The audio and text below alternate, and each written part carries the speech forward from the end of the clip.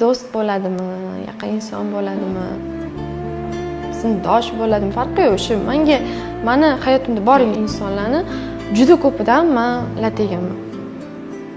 Juda ko'pidan kutmagan narsalarim bo'lgan, kutmagan hodisalar, kutmagan voqealar. Borgan sari inson в итоге o'zi qolar ekan.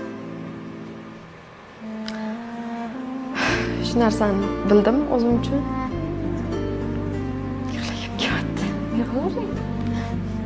Xuddi chetdan ko'rgan odam hozir shunchalik qiynalgan qizmi deydi-da. Emas. Просто hayot ozgina qiyinroq narsa ekan. Shuni katta bo'lgan sari tushunyapman.